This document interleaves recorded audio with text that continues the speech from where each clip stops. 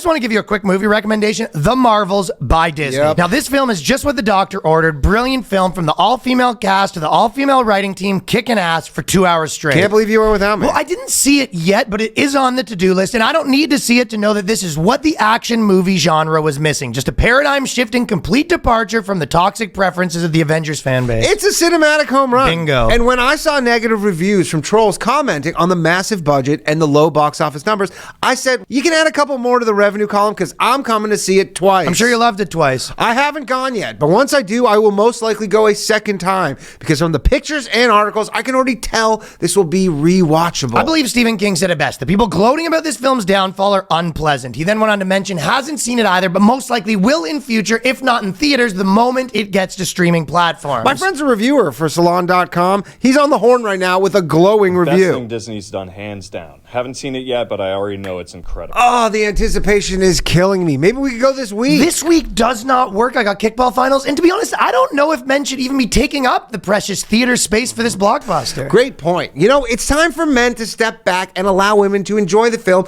in peace for the first few months. Yes. Without having to worry about which man is about to ruin her experience. After every woman's thoroughly enjoyed herself, then and only then will I come in for my highly anticipated helping of the film. As of now, the hordes of women have yet to turn up, but are most likely on their way as we speak. The boys. It's the BOYSCAST. The lads. It's the BOYSCAST. The dudes. Prepare yourself for BOYSCAST. The bros. It's the BOYSCAST. The homies. It's the BOYSCAST. The dudes. Experience the BOYSCAST.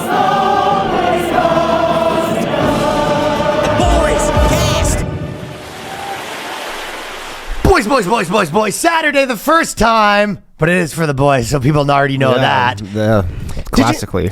Santa Claus is in a wheelchair. Nope. You're not getting us. They rubbing it in your faces.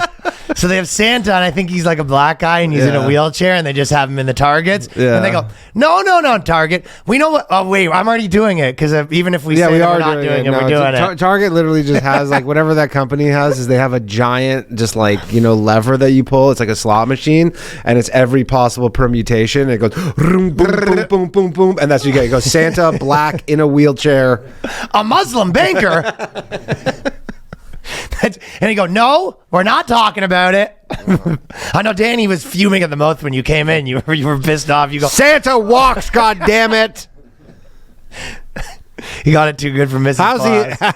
How the hell's he getting supposed pegged, dude? How the hell's he supposed to deliver all those gifts? I'll tell you what. I just got back from LA, which was awesome, by the way. San Jose was sold out. Los Angeles, Irvine. It was a banger California trip. However, I'll tell you, the vibe in LA, I think a big part of it is like all the liberal Jews over there. They're fucking, their brains got turned. I'm telling you, they're all of them. They all got turned, but you would be at...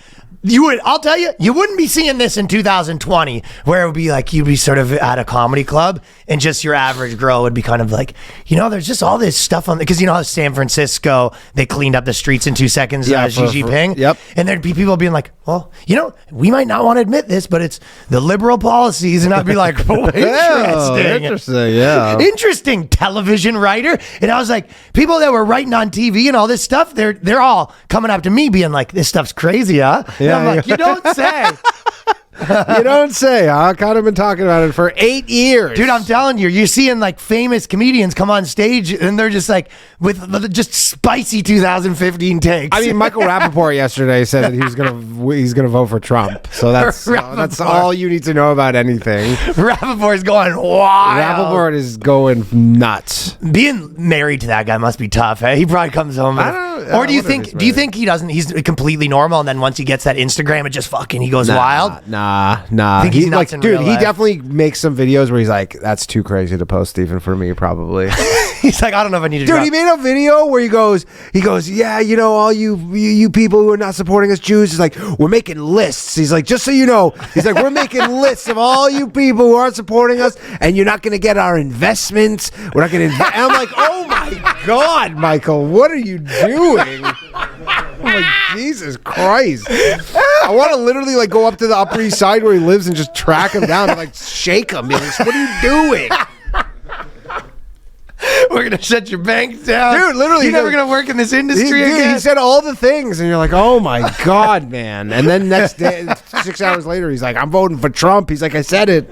He's like, I'm not gonna like it, but he's like, I'm voting for him, which I don't get, because you're like, what? You think Trump's gonna be more pro-Israel? I guess he's more pro-Israel. Yeah, that's fucking nuts. Biden's pretty pro-Israel. I don't like.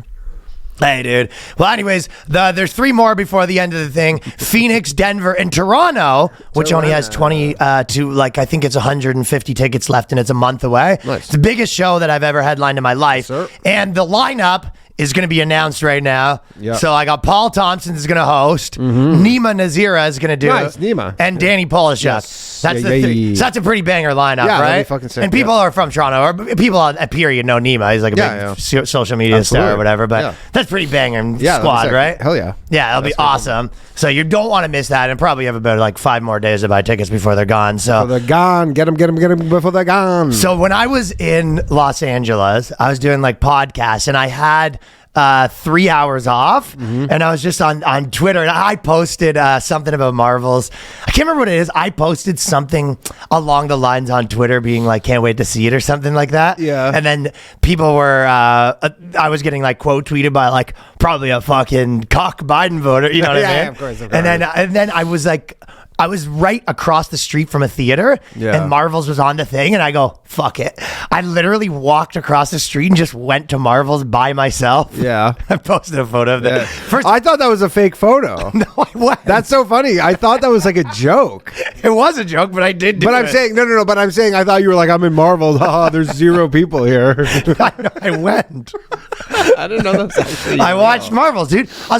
There was actually one other guy in the theater, but he was in the. He was. You're like, hey, can you just move for a minute? I gotta take this photo to dunk on Marvels. It's fine if you're in it, but it's that much better. Who's this guy? He's doing the same thing. He's also like an influencer. He goes, dude, I'm trying to get an empty photo. You go, why don't we just both take the photo together? We'll just use each other's photos. Collab.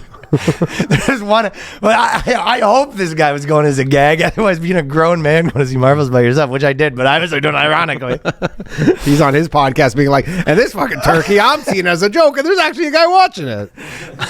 Marvel, dude, this is a diversity spectacular, my Yeah. friend. Yeah, it's all this stuff. Honestly, it's whatever you think. It's honestly comical to watch. Like you were just like, you couldn't believe it. It's a UNICEF. The entire thing's like an old school UNICEF ad. There is not a scene that doesn't have every base covered. Really? It's hilarious. Are there any guys in it? They're all cocks. So every Yeah, guy yeah. is like a total bitch. Samuel L. Jackson tells them what to do. They don't even listen because he's the head guy or whatever, right? yeah. So he'll be like, guys, I don't want you to go here. And then they go, yeah. And then they go, fuck him, And then they never listen to Samuel L. Jackson. Then Samuel L. Jackson has a little bit of like well, I'm just an old idiot. Yeah. So he just gets like bitched around. right. And then there's every place, every guy's a cuck. There's basically, I'll tell you the plot of the movie. So what happens is there's an AI. There's a society that was running an AI, and there was kind of like their god. And then she thought she could stop the AI by just tearing all the wires down. It's a very chick idea. We go, why don't we unplug it? She goes, and then what happened when that happened is that basically the sun turned off.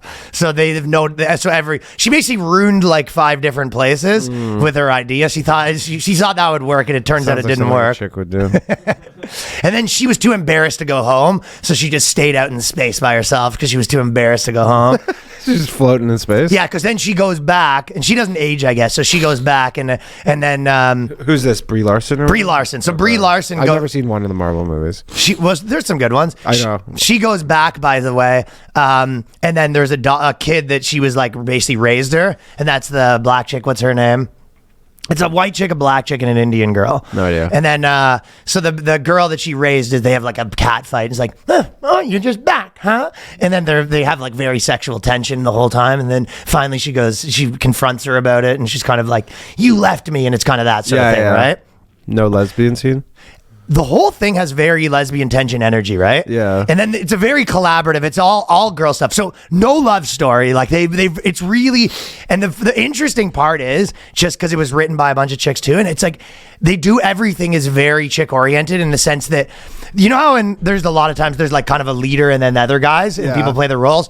It's very collaborative environment. It's all consensus, ruled by consensus. No, it's not even consensus. committee, I it's mean. just they never have a bad idea, right? yeah, so gotcha. there's nothing to consensus on. It's like all three girls, they always have their ideas. The one girl goes, "We should do this." Sometimes it's the janitor that has the best idea. Sure. So as long as she's a woman, that's fine. We can take it. So they all they're always chiming in, and all of their ideas are always amazing. So the kid will sometimes, and the kid's deal is the kid always wanted to be a superhero, and then basically the kid got some powers somehow. Okay. So the kid basically, their whole deal, and by the way, it feels like a kid's movie. Yeah. It very much feels like Spy Kids or something. Okay. Because I mean, it is probably a PG movie, I imagine. well, it's yes, but it's also very impossible to discern who's really the main character. Like, I guess Brie Larson's sort of the main character, but then the kid's sort of the main character. Okay. No one really has more of a story than anyone else. It's all very... Probably, yeah. And the kid's whole deal is I wanted to be a Marvel person. And then she's like, so I can't believe I'm here. So it's got that sort of almost super bad vibe where it's very, or not super bad. What's the one? Yeah, maybe it is super bad. What's the one where Michael Cera's a superhero? Not super bad. What's the kid's name? But it's got a I know vibe what you're of talking about. every scene. It's very like, I still can't believe I'm a superhero. Yeah. And after the 10th time, like they're fighting bad guys, it's like she goes, "Look at me, I'm fighting bad guys." Right, Like they never aren't mentioning like how. Oh my, look at me. It's so cool. Yeah. So she's always super happy to be there, right? And so they're constantly reminding. After a certain while, you're just kind of like, okay, we get it. Like, this is a big treat for you to be fighting with the superheroes. So that goes on for the entire movie, right? And if you didn't think it was gay enough, Did they get the sun turned back on? that's the end. The end of the movie, basically, she goes and she had the power to she figures out how to turn the sun back on. The one girl is like a super scientist. She's like one of those, she uses a lot of big words. You know when they have a nerd and they use like a lot of scientific language and everyone has to go speak in English and then they have to go, sorry, Yeah. So the one girl's constantly just showing you how smart she is. And they sort of figure out that at the end of the movie, everything gets wrapped up, and then she goes and just sort of flips the switch on the sun, gets it back on. He goes, I can't believe I didn't think of to try to do that at the beginning. And also, the bad guy's a girl too, and the bad guy girl is also sympathetic because her thing is like, yeah, Brie Larson came and like turned their son off, so their people have been like starving to death, and she hates them. Right. So like, there's no girl in the thing that doesn't have you're the bad guy. You're kind of rooting for a little bit because you're just like, oh, that's a bad deal that she got her son turned off. She has a pretty just fight. And then they sort of become friends at one point because the bad guy and her, they squash the beef a little bit. Sounds like a real stinker. I would have I actually thought I was going to walk out about halfway. I was kind of like, okay, I sort of seen it. But then I was like, okay, let me just finish it so I see what happens at the end. Yeah. So I can maybe bring it up here or something. There's that part. Yeah, it sounds like not good. You know what I was I wonder if Disney though is gonna like is this any sort of like we're gonna not do that, or is this one of those things where they go, yeah, Well, this is the people second are one. The wrong. last one people didn't like either. Yeah, because this is like the thing with these Marvel movies is like when they're bombs, they're talking about losing. They just lost $300 million. I think it was 300. It was the second most expensive one they made. I think I looked it up before. It was like it costs I think $250 million, but then you double it for marketing, so it's about a quarter. Yeah, It was so it's 280, I think. yeah, was the so budget. and then you double it, so it's like $560 million is what it costs. This has It's gotta at be- 120 right now, so it's like Right. they've currently in the red $400 million, and there's no DVD sales anymore. So you're like, I guess there's streaming. I don't know. Apparently, people aren't watching in China. I mean, it's objectively really crappy, right? But it's sort of.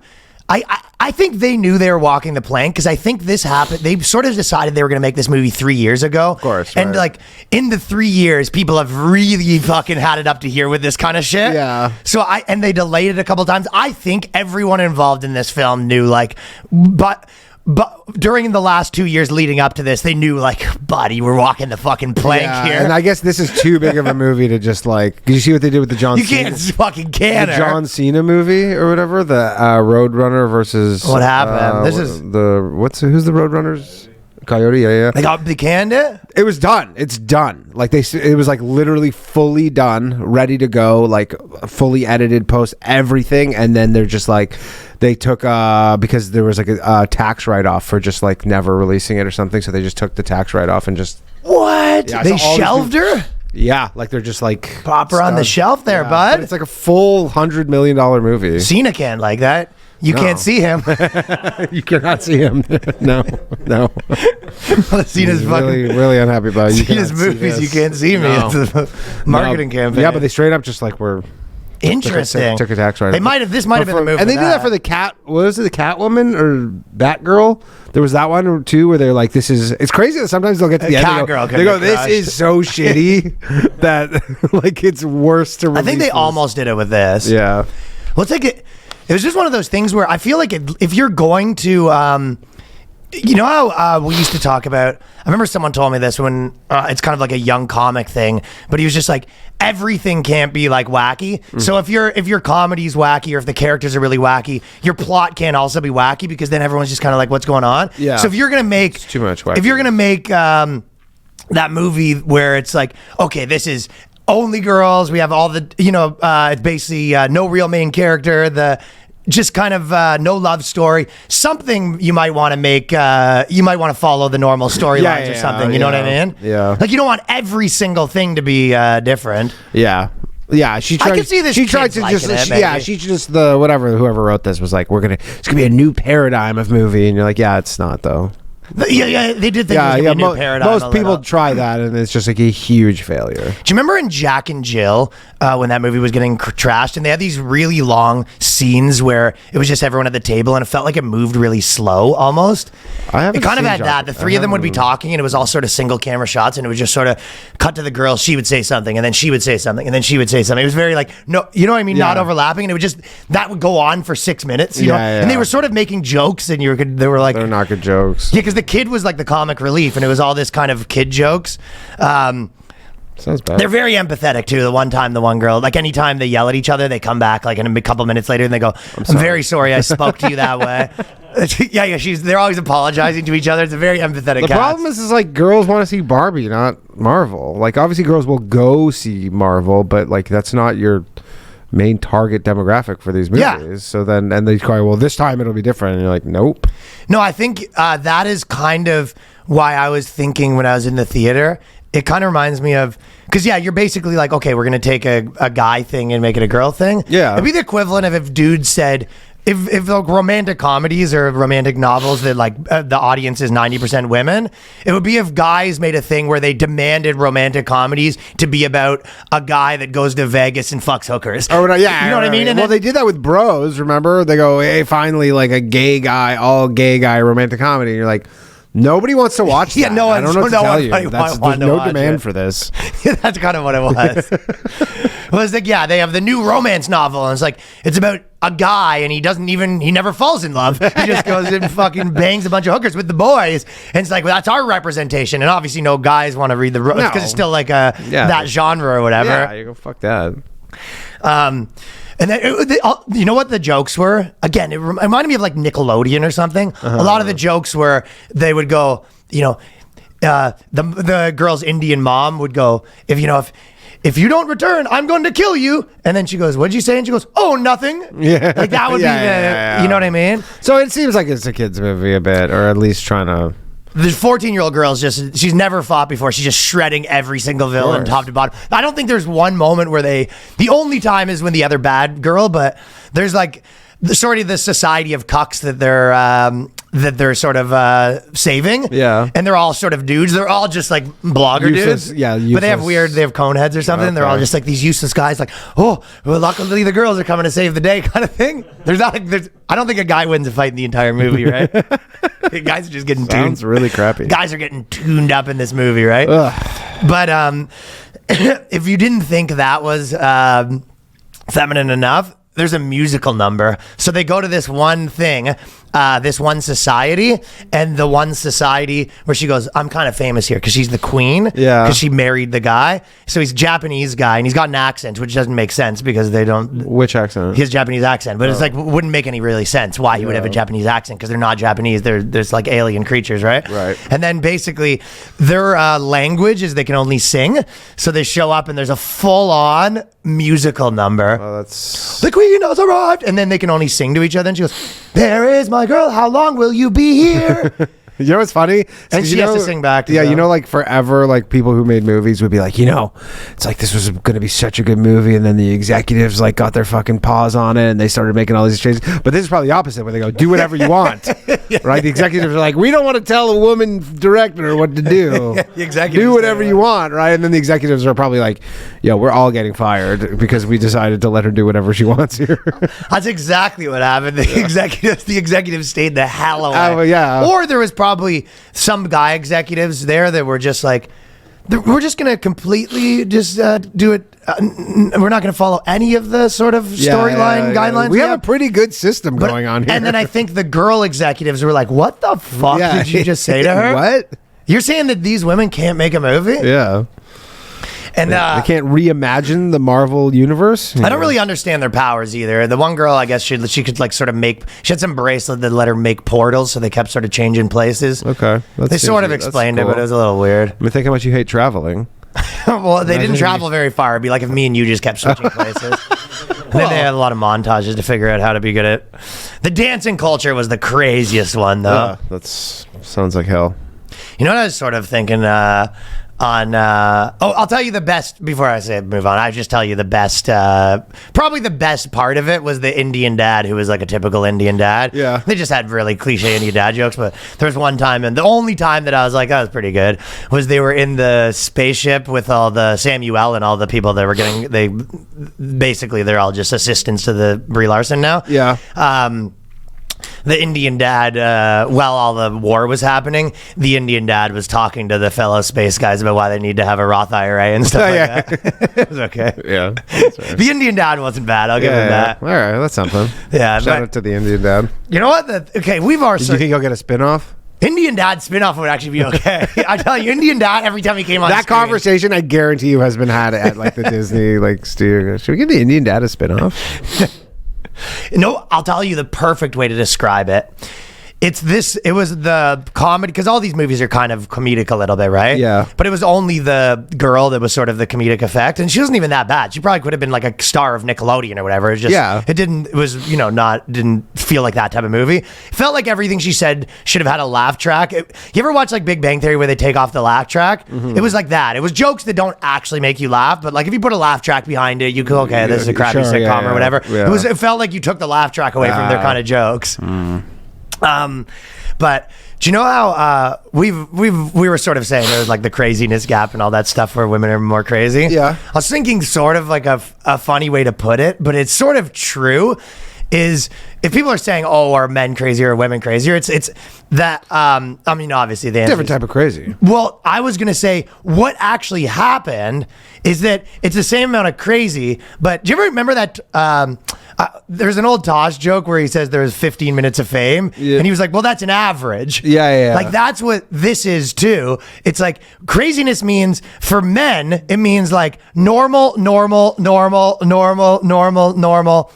Murdered his wife and kids. Normal. Benoit, So if you average it out, whereas every girl got her 5%. Right. Yeah. It's evenly distributed amongst women. Right. So every girl got her allotted 5% of craziness. Yeah. And every guy, it all went to like one guy out of every 20. That's good theory. So I think that's what, you know what I mean? So it's like, instead of having like one guy that went on a rampage and killed 20 people, you have like, and it's probably more like 1%, you know what I mean? Yeah. You have like one girl that like, you know, trashed a house, one girl that... yeah, I mean, I will say to push back on this though, because there was a recently, I posted about it, but like recently they found another like angel of death type nurse who just was like killed 20 fucking people at like an old folks home. There's so many chicks who are just she's taking more of her allotted share. I guess, yeah, but there's so many chicks who are just killing tons of dudes and nobody knows about them. That is probably true, but when you say tons, it's still less. Yeah, but I guess it's just they're not getting added to because they're the unknown crazies. That's what I'm saying. Is they're not accounted for in the craziness, right? How about this for my theory to keep, if I was to try to keep my theory in line, there's a certain type of girl that is masculine enough that they leave the female pool realm. So when a girl gets too crazy, Kurt has that theory where he says basically every comedian graduates from new comic to girl comic to male comic. Yeah. And he's like, and there is some truth to it. If you look at the top like female comics, they all sort of they like control a room like in a masculine totally. way. Yeah. And he's sort of saying like every guy comic starts like a girl, like how a girl that's not. There's sort of that when the girls, if they start taking more of their allotted craziness, they sort of graduate to guy crazy. They get a little crown. Here you go. You graduated to guy criminal. It's a good theory. But I think that's what it describes it. It's not that there's more craziness. It's just that it's evenly distributed, so everyone gets a little bit of craziness. Yeah, I mean, whereas me and you based probably, on my experience, yes.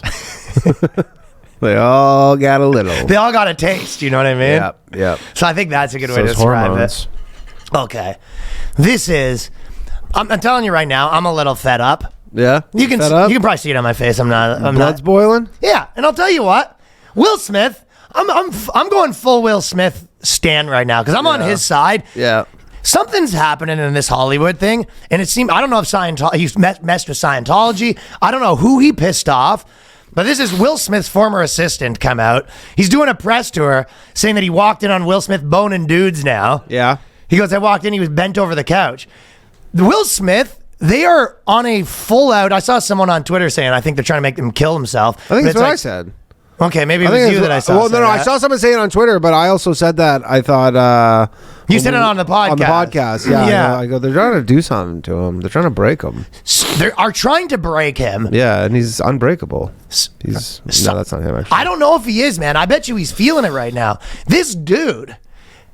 By the way, and so I saw another one of But I could see him being gay though. She went on some podcast and she was like wax philosophicaling about how great Tupac was, and she was going, when I remember when he first met, he came in and he goes, his name's Tupac. I go, Tupac, huh?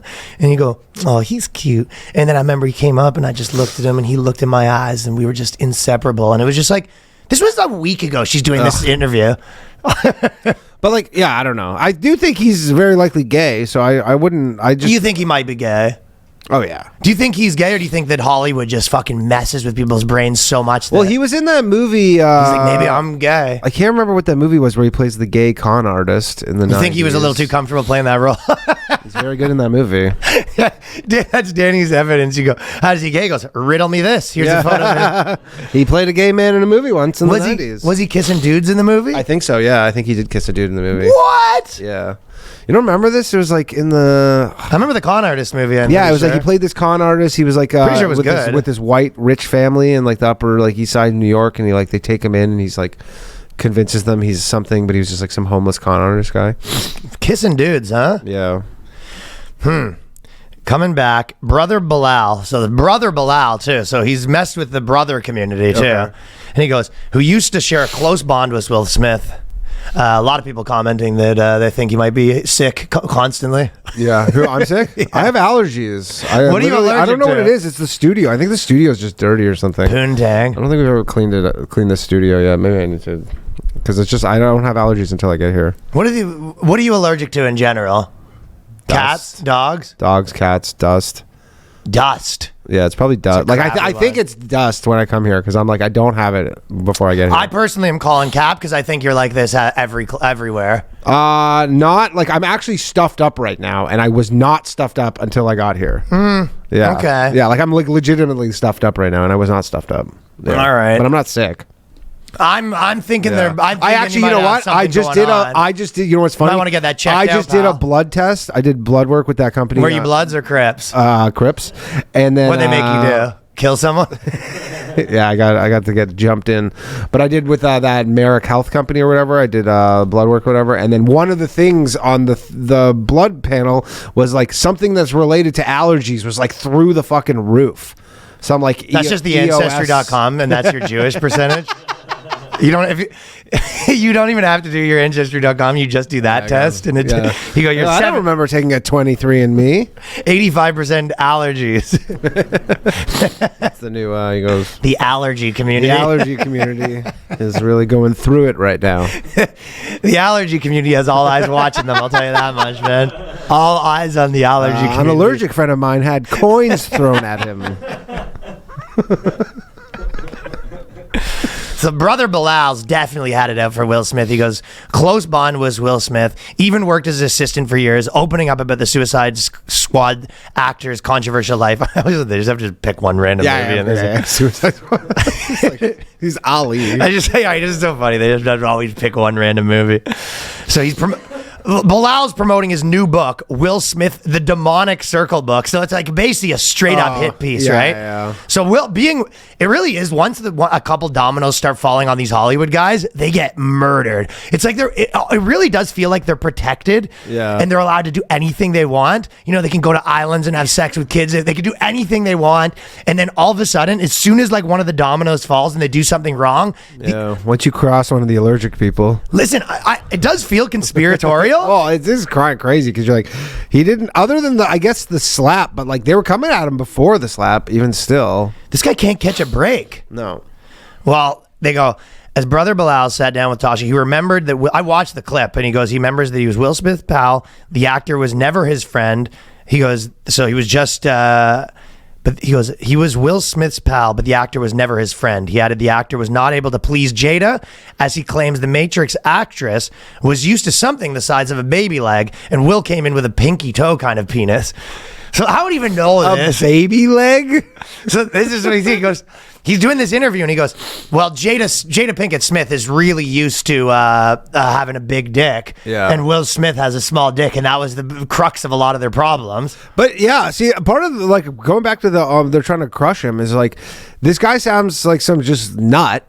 So like, why are they just like spreading this all some nut for this? Just like, I know all this stuff about Will Smith, and then all the media is like, let's run with this. But I'm saying, if this happened 2 years ago, I feel like this guy would be this guy wouldn't get it. You know what I mean? Yeah, I agree.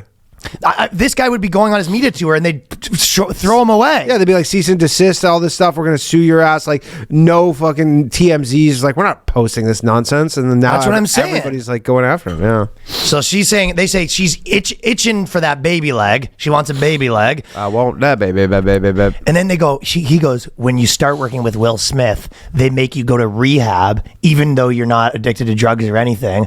And it's like, so they can have something on you, I guess. So he's saying, which I don't even think it's totally impossible that the Smiths and have all this weird stuff going on. I know he's connected to Scientology, and obviously dark Hollywood shit. But something switched where they are off of him right now. But this is what he says. Brother Bilal further claims he walked in on Will Smith, and what happened was he essentially said, he was looking for Will Smith. He goes, I'm looking for him everywhere, and I couldn't find him. And then I go into this room, and it was Will Smith on a couch. He was bent over, and Dwayne was standing up, killing him, murdering him. It was murder in there.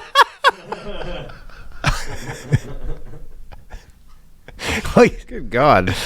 Obviously, the story seems so crazy, though, where Will Smith is late for set and no one knows where he is, and he's in his dressing room. Door unlocked. Getting pounded. Just getting pounded. This sounds like the guy with Obama. This is giving me this. Remember the guy who went on Tucker Carlson? Of course. He goes, I blew Obama or something. And you're like, he did meth. And you go, I don't know. Well, this guy... He's on all the platforms. Everyone's writing about it. Yeah. And these are people I know on a small scale. All of these like Hollywood managers have the ability to make a phone call to TMZ and make stuff disappear. For sure. And get their side of the story written, discrediting people. Yeah. Like shit, like this. this is the people that are like in charge of misinformation to some degree, right? So everything's misinformation to them. But all this, you know, some random guy coming and saying, like, one of the most beloved guys in Hollywood, who's, you know, one of the mayors almost, you might say. They're allowed one of the biggest movie stars in the fucking planet. and they're just letting people run willy-nilly stories about how he's banging dudes in his hotel. He's not even doing the banging. He's not even doing He's the a bottom. banging. Power bottom. Fellas, Lucy makes tobacco-free nicotine for people to focus better, think deeper, chill out, smoother, can inspire creativity. They got 100% pure tobacco-free nicotine. You'll never find tobacco in any of the products. Me personally, I was on the vapes for a little bit. I got off the stuff completely. It's not in my life. It's just something that I used to know. It's gone. Can't do it. They got cinnamon, mint, mango, wintergreen, pomegranate, apple, ice, espresso. Lucy, superior to any of the pouches that I personally have tried. They don't leave your mouth dry. They got flavors that are long lasting. They got the perfect balance of nicotine and flavor. So whether you use nicotine to focus better, get a boost in energy, or to chill and relax, Lucy is made for your nicotine routine. If you want to try Lucy's tobacco-free breakers, pouches, or gums, go to lucy.co/boyscast. Use the code boyscast, 20% off your first order. Lucy offers free shipping and has 30-day refund policy if you change your mind. That is lucy.co, and use the code boyscast for 20% off. And also, always free shipping. And here comes the fine print. Lucy products are only for adults of legal age and every order is age verified. Warning, this product contains nicotine. Nicotine is an addictive chemical. And this holiday season, you might be looking for nutritious, convenient meals to keep you energized on jam-packed days. Factor, America's #1 ready-to-eat meal delivery service, can help you fuel up fast for breakfast, lunch, and dinner with chef-prepared, dietitian-approved, ready-to-eat meals delivered straight to your door. You're going to save time, you're going to eat well, and stay on track with your healthy lifestyle while tackling all your holiday to-dos. They've got great meals. I personally been on Factor for, I guess it'd be almost 6 months now. Yeah, I got a re-up a few days ago, actually. I've been smashing them. Really I've been also smashing them, and you won't catch me turning back. And I'm on the Protein Plus plan, my friend. So you can choose different plans. Me personally, trying to get that protein, dude. Yeah. If you're too busy with the holiday plans to cook, but you want to make sure you're eating well with Factor, you can skip the extra trip to the grocery store and the chopping, the prepping, the cleaning up. You know that I'm skipping the cleaning up. Yeah. While still getting the flavor and nutrition equality you need. Factor's fresh, never frozen meals are ready in just 2 minutes. So all you got to do is heat up and enjoy. And this is the thing. They got a whole bunch of different ones. So you can go from keto, calorie smart, vegan plus, veggie, protein plus, prepared by chefs, approved by dietitians. Each meal, all of the ingredients you need to feel satisfied all day long while meeting the goals. If you're looking to mix it up, you can add a protein to the vegan plus veggie meals each week. Head to factormeals.com/boyscast50. Use the code boyscast50 to get 50% off. That is code boyscast50 at factormeals.com/boyscast50 to get 50% off. I'm telling you, this stuff, there is so much going on right now that it does really... what's the best way to describe it? Like, do you know what people say? There's some people go, the earth is flat, or some people will say, like, I don't believe in evolution, you might say. Mm-hmm. And they go, well, do you believe in evolution? And there is this part where you're kind of like, what does believe in it mean? Mm-hmm. Like, the only thing you can really do is you're kind of like, I mean, obviously, I don't know. Yeah. You're like, someone told me that. The only thing you have is you're like, I trust the science community, I guess. But now you know for a fact that, like, everyone's lying all the time. Everyone's right? lying all the time. So you go, the only thing you have is you go, okay, well, this guy might not know, but he doesn't seem to be lying, so maybe I trust. So when you ask someone, like, do you believe in evolution? Like, all you're really saying is, like, do you trust the guy who told you that? Yeah, for sure. Like, and you can't trust anybody anymore. That's the whole thing. Nobody's trustworthy really anymore. But that is the recipe. And that's what I was saying, though. I feel like if you say what's the recipe to make people go crazy, it's like remove their sort of like basis for reality, right? Yeah, well, that's like, you ever see that famous video of the Russian guy, Yuri Bezmenov? I'm sure lots of people listening to this have seen it, but like he worked for the KGB and then he like defected to America and Canada actually. And then, but he gave this interview in like the 80s about how like the KGB does this, and it's called like they do this like it's a 20-year period called like the demoralization phase, where they basically you can't trust anything and everybody just gets so demoralized.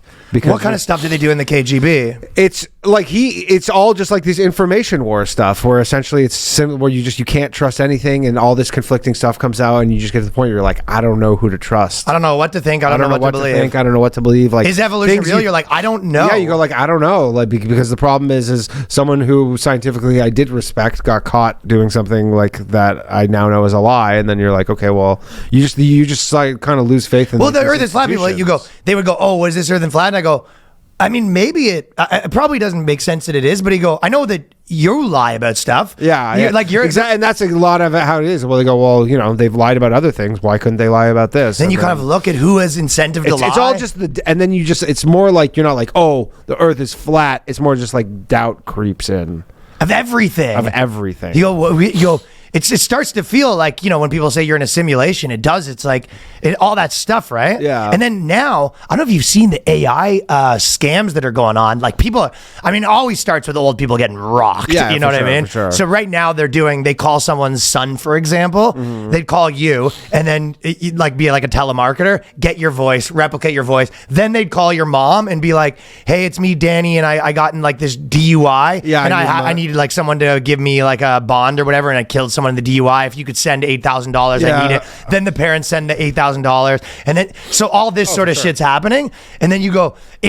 I would say it's peak. As long as I've been alive, it's peak. People are really and then you just that's when someone's like a paranoid schizophrenic. Yeah. I mean that's kind of like what breaks them a lot of times. You know what I mean? Obviously, there's something else going on, but like that's the kind of thing you go. There is enough things where you go, well, I can't trust this guy. I can't trust this guy. You can't trust this guy. You go, can I even trust my own fucking mom? I guess that's the KGB thing. You can't even trust your own family, right? Yeah. But this is more just like, anything you turn on TV, you hear something, you go, I can't trust this. And, especially we have like this, multiple wars going on, and the most recent one, and you're just like, everyone's lying. They say something and go, yeah, everybody's lying. You're like, I don't know. Yeah, they say this, like, and then someone will quote something, you go, well, I don't trust that source. And even if it could be like maybe a video plausible in front of your eyes, you go, here's like a video, something happens, you go, yeah, but the source who's posting I know this, you're lying, but that's the thing is, you go, like, someone will be like, here's a video of something happened, you go, well, the source posting this I don't trust. So even if it's a video of something, I know for a fact you're a liar. Yeah, I know. So then you go, I don't even believe this video, and you go, but it's just a video, and you go, but I don't believe it because I don't believe you. And you go, okay, right? well then. So I don't know if you saw like the Nancy Pelosi, Paul Pelosi thing, the guy that went and the hammer people guy. were saying it was gay sex, and then well, that's for example, theirs came out, and then now all of a sudden that guy comes out and he was just like, I got radicalized by Gamergate, and it was very exactly what they would want, and you're kind of like, what actually happened here? Yeah, and you're like, maybe. But again, he said James Lindsay got him hyped up. By the way. Oh, this guy was going hard. I haven't heard this. A lot when of was it, this come out, buddy? I haven't seen any of this stuff with the Paul Pelosi guy. My friend, this guy, the man who attacked Paul Pelosi, said he was radicalized by Gamergate, and a big part of it was James Lindsay. And he was like, because James Lindsay is basically saying that I didn't even think Nancy Pelosi would be like the figurehead for this, but essentially the story that we're getting fed is that this guy was listening to James Lindsay, and he goes, they're all like trying to turn high schools into grooming dens for pedophiles. So I went to confront Nancy Pelosi about it, but then only Paul was there. Gotcha. So it's like, it doesn't really explain why you hit him in the head though. But well, he was going to hit her in the head. Who was going to hit? He said he was going to. No, he said he wanted to interrogate her. Is what the story they're going with. Oh, okay. Story doesn't even kind of make that much sense. But here's another element too, though, is when you're in like a legal proceeding, like you kind of will come up with the story that you best think will serve you. So you think there's a possible that he's coming up with this story? Well, his lawyers are probably like, look, if you just say that you went and assaulted Paul Pelosi with a hammer for no reason, they're going to send you away for a long time. If we concoct some sort of like, we blame it on Trump somehow. Yeah, we blame it on like the whatever, and it's not like your total fault. You're the victim now. You're the victim, and maybe you'll get some sympathy. So there's something to be said about that. So it might not be true at all. It's funny that they picked James Lindsay as the guy, though. It's just like a funny guy to be your number one radicalizer. Yeah, not like libs of TikTok or something. Well, you do. That's what happens, though. You get it's there's too many things that don't make sense, and then you like before you know it, it's like, oh, my grandmother died, and you're like vaxxed. Yeah, like, you know what I mean? That's anytime any person dies now, it's just like on Twitter, like 1,000 comments just like vexed. yeah, give me hit by a car. 99. So, anyways, I'll just say there's a lot of you gotta really have your eyes open, being like, everyone's kind of like, what are you fucking up to there, pal? Yeah, what are you doing? It's gonna make a lot of people just totally check out. They're going, I'm just totally. I don't even want to. Well, that's the smart move. You hope. I think the smart people, unless that's what they want. Unless they're doing this because they want you to check out so that they can go back to just do whatever the fuck they do with like you think that's interrogating them on it. That's an okay theory. So a lot of why that they're making it so confusing that the only option is to check out or go crazy. Yeah, so you just check out and then they go, okay, now we can go back to doing all our evil shit because nobody's gonna bug us about it. No one's bugging us because they don't know what the hell to believe. They don't know what, and they just gave up. They go, just throw your hands up in the air and go, fuck it. You know what? It's like they essentially, before someone hits a pinata, they like spin them around a bunch of times. Mm-hmm. They spin you around a bunch of times before they go hit their pinata, which is Palestine. Ain't no candy coming out of that thing. Okay, well, one weird one, but basically the Vatican says that transgender people can be baptized and become godparents, and some people aren't super stoked about it. No, but the funny part is that the Pope.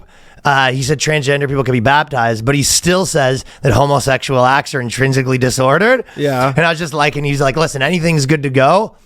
None of this gay shit still. But it's so weird because you can do the gay shit. I was in Italy when the Catholic Church was straight up like, yeah, you know what, we're accepting gay people now. No, he's he's the progressive Pope. Like I'm telling you. But people were like not happy about it. Like they were like, what?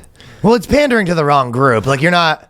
I don't even know if it's pandering. I mean, obviously they're just like, we want to be inclusive, and then I think there is some real element. It's like the military, where they're just like, look, our numbers are down. They're like, we need to like find new avenues for new people because they're just like our straight up recruitments. Well, that's what a lot of people have been saying, that it kind of looks like there is going to be a war because the new military ads are actually trying to get people to join, not just like make some point. Yeah. I actually have the thing. I'll show you. There was U.S. Army's anti-woke ads sparked speculation, and it's very be the best you can be, and it's a guy jumping out of a plane, and they're just like, this is the... Yeah, and it's all white guys, except for like 2 people. Yeah, well, there was still like diversity. Yeah. It's not only because there is a lot of like black guys that join the military. No, I know, but I'm saying this ad specifically. That's why everybody was like, because this ad, everybody goes, wait, like there were 2 non-white guys. Maybe the one I saw was different because the one I saw, that it wasn't that it was only white guys. It was just like this was not like, hey, come be a queer here. Yeah, of course. You go. It was kind of like, listen, all that gay shit that's going on. That's not us. I'm telling you right here, it's the boys. It's the boys. Like, and they have a guy jumping out of the airplane and they're just like, nice. Yeah. But what people were saying, when you see that, they go, okay, so all of this other pandering shit was like, well, they're saying it's propaganda, essentially. They go, this is like just gearing us up for war propaganda. Yes, but I think the point was more that this probably means that you go, if they're actually trying to recruit now, that means like, okay, well, that means they probably know, like, hey, boys, we got to cut this other bullshit out. To go down, it was a shit's about to go down sort of thing, where you go, if you look around and they go, it's the same thing in Silicon Valley. It's like, as soon as they start losing money, it was like, okay, all this shit's done. Yeah, shit's done. Okay, the slide's over. You know what I mean? We're not. Well, the kind bars are done. They're gone. Yeah, the cereal bar's over. Well, that's the kind bars for Silicon Valley is like the trans ads for the military. It's like, okay, I know some of these wacky employees like to have their trans ads. Yeah, of course. But it's like once our numbers, we do actually have recruitment targets though to like keep a certain amount of people, soldiers in the military. Yeah, they've just been missing them every year. Well, and obviously they were the like, hey, come to the military. We let you cut your dick off. Wasn't working that good, right? We'll pay for your dick. We'll pay for it, and people are still they go, there's actually not that many people who really want to get their dick cut off and be in the military. That was that military ad wasn't working that much, where there's like a bunch of guys lined up and a guy comes with scissors and fucking lops off all the hogs. Just bolt cutters, like he's opening like a storage fucking locker. And then it just says U.S. military. We're mad chill with whatever, dude. Chill, dog. We're not your grandfather's military. You know what I mean? No. So those weren't working. But I thought it was funny, this article, the way that they sort of contextualize it. They go, conservative activists previously expressed anger at what they perceived to be insufficiently macho army recruitment advertisings, including the featured Emma something, who talked about how she was raised by two moms and had marched for equity, right? Yeah. And it was like, there's a little bit of that, but it's like, it's the same mistake that they always say, where it's like the same as Marvels, where they go, people are just toxic. It was like, it's not that everyone was just mad that they were doing that. It was like, they know that you're up to something. It was like, what do you like, they're just like, oh, they were mad that it happened to have two things. It's like, well, no, they know that people don't like that you have some weird agenda that you're pushing on. I mean, people. I think a huge part of the whole agenda, because I've thought about this a lot with like all the diversity shit, is so much of it is so many people who are like in these positions to like make these decisions got caught so flat-footed and things change so fast, where they're all just like, oh, we have to overcorrect so hard because I want to like keep my job and see like I'm the good guy. Like, you know, like all these casting agents, like the Marvel things, you're like, you were the casting agents before who were fucking up, right? Like you're the one guy. You're the same guy who is like only casting white people, and then the tides shifted and you're like, oh shit, like I'm in a lot of trouble unless I balance this all out super fast. And then they're like now wanting to be patted on the back, but you're like, you're the one who's fucking up to begin with. Yeah. Like you were the problem, and then you just got called out on it, so then you just like overcorrected. Or so there hard. wasn't a problem, but I know. Or there wasn't a problem, or whatever. That's fine too. But I'm saying they're the same people who are like, you know, they're overcorrecting because they're acknowledging that there was a problem. But then you're like, well, but it was you. There's so many people as that. You know, you're like, it was your fault. Well, that's about how many comedians are the ones like on the of front lines that they're the ones that did blackface or whatever. Or whatever, or like tons of, yeah, exactly. Or like tons of like workplaces who are like doing these diversity things, and you're like, and then the HR people are like patting them, but you're like, but it was you did this. There was that guy that in the BLM thing, he was like, it was doing like a Robin DiAngelo, and he was talking how white people are all racist, and he was saying, I can't remember the guy's name, but he's like a famous actor guy, and he was just like, I grew up in Philadelphia and I didn't have a single black friend, and that's, you know, in Philadelphia. Yeah, and that's what the thing, people were like, yeah, well, I didn't like grow up like that. You know, and that's you. Yeah, I was gonna say, you have to go out of your way. You have to actively avoid black people to not have a black friend. So then he was kind of like, and everyone's like me, and that's why we all need to change. And you're just like, it seems like you were just a fucking, and it was not because he's racist. It was because he was a nerdy fucking white drama kid, and it was like, yeah, you weren't probably interested in hanging out with black people because black people don't do that shit, and also they weren't that into hanging out with you. Yes, exactly, because they were like the cool kids probably there. Yeah, but it is just like funny. But there is good news. Jezebel shuts down. Well, it's good news for some. Bad news for us. Well, bad news. We don't really use their articles very much. But here's the thing. If Jezebel shuts down, who's going to be in charge of getting people deplatformed? Who's going to be in charge? I know. I guess those people can kind of just do it on their own. I guess they're all going to be like, we're all indie journalists. They have to go freelance canceling? Yeah, TikTok. Just like it'll just go back to being a hobby. There's a Nazi epidemic coming out, and these people are just shutting down shop. Shutting down Jezebel. Yeah, just like that. It's just done. Rip Jezebel. I was hanging out with one of my buddies that works in media, and it is funny, some of these companies too, because it's like probably the biggest problem, and this happens in like campaigns too, but when you have like a super like eat the rich attitude, well, it's like lo and behold, those people that like don't want to work that hard. Of course. But it's like you have all these people that are just like take down the rich, all that sort of shit, and then your boss comes in and they're just like, oh, this billionaire's telling me what to do, and the guy's like, dude, our company's going under. Yeah. You're like, you're gonna be out of work. I'm losing money on this company, and they're like, oh, the fucking billionaire wants us to work. Like, why don't you go fuck yourself? I'm quiet quitting. Yeah. You got the whole staff's like quiet quitting. Yeah. Because if your attitude is like, you know, everyone that's like runs a company's evil sort of thing, you know what I mean? And then they're the first person or people who are like, the thing closes down and they're like, journalism is under attack right now. Yeah. They're like, we all got laid off. Who's going to do this journalism? And you're kind of like, well, you refuse to do more articles or whatever. Dude, honestly, like, most of the journalism at this point is just like some guy on Twitter who just with his phone at this point. like just going. It does feel like it. That's like most of actual journalism right now is just some person on Twitter who's well, like, no, journalists are curators. They essentially curate like what videos went viral. But they from phones. shouldn't be. That's not what the definition of it is. Like CNN, like or whatever, Fox, or like they should be doing journalism, like where it's just like difficult and. But it's hard because I guess there is something to be said about like. And some of them are. How do they happen to be in the right spot at the right time? It's like they get. Well, no, it's just It's like the guy who gets the picture of Superman, you know? Well, no, there's this guy in New York City who I follow on Twitter. His name's like Viral New York News or something, and he just like is on Twitter. Like he probably has like a police scanner, and they go something's going on, and then he like runs over there. And then he just films it all and he posts it on Twitter. Whereas, and it's a lot of the shit like people have seen in New York. So it's him.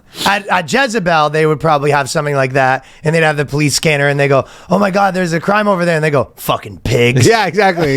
You go, cops are enforcing more crimes. Yeah, and you go, that gives me an idea for a story. Yeah, exactly. About how there's too much enforcement of crime, and we need to defund the police. Something like that. Or they listen over the radio and hopefully like hears a cop say something like sexist.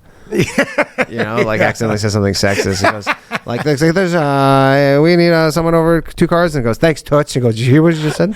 Yeah, that's what they're listening for. Yeah. I guess you're sort of right though that it is mostly just people online, which is probably good. Yeah, it's good. It's just like literally what I want is if something happens, I just want someone who happened to be there to just pull out his phone and record it, and then I'll decide what's going on, I guess. The guy who runs the company, basically, they were in talks with a bunch of different buyers, and because a lot of these companies, when they go under, they just keep getting bought and sold and repackaged, and then one big thing owns 9, and then there's like, you know, a lot of these big blogs, you're just like one company owns like 45 of them or whatever, right? Yeah. But they were they couldn't find anyone to buy enough, but it's just like the idea of the guy who works at Jezebel going, and he was like talking to BuzzFeed or whatever, and it's like, how much you looking for? Like, like $1 million kajillion probably. Like they probably Yeah, just they don't even overvalue.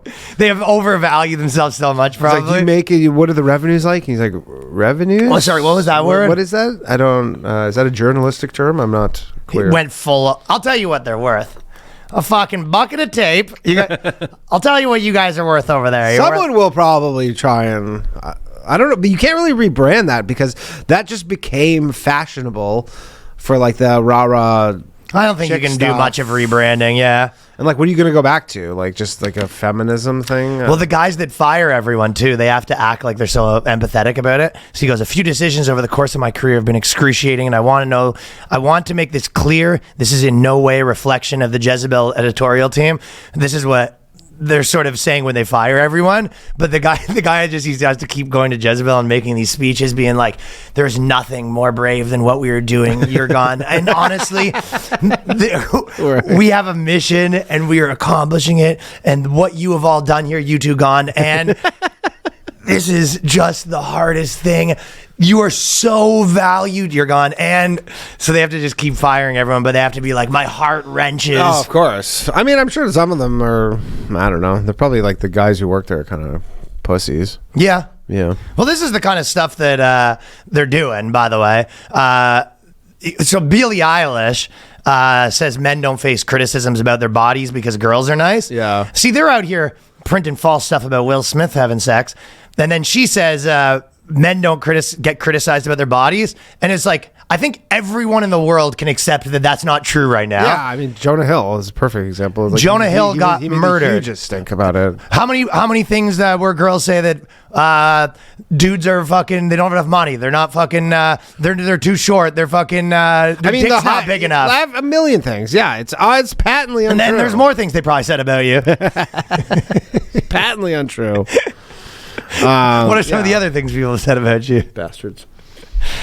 But it's just so funny nowadays. And you go, okay, if you're like a girl that puts on like 300 pounds, it's like, we all know that gets celebrated. Yeah. It's like, yeah, people have fought back against the narrative. I mean, like, you could get hired as a model.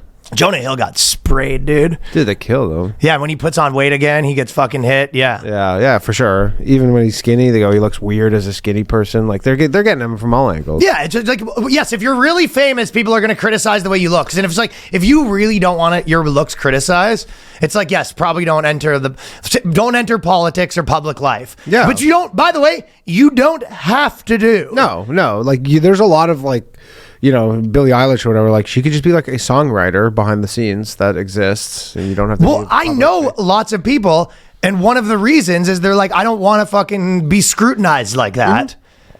Yeah, for sure. And you could say it's good or bad, but it's like, it ain't one way. No, for sure. I mean, again, I don't know. She's probably just like, she gets a bunch of hate on herself, and she goes, oh, well, I must be the only person getting hate, and I'm a woman, so therefore only women get hate. Yeah, it is a very like I'm the center of the universe attitude. But also, you know that you go, even if you know it's not true, you go, all these blogs will post, if I say this, all the blogs will post it like it's true, and they'll back me up. Yeah. But I wanted to say, so the blogs have sort of been the breeding ground for a lot of like mental ideas, obviously. In colleges and universities. Well, actually, so you got there before I was going to say it, because my point was, maybe I was a little off on that, because people always say the colleges and the blogs and the Hollywood and all that sort of stuff.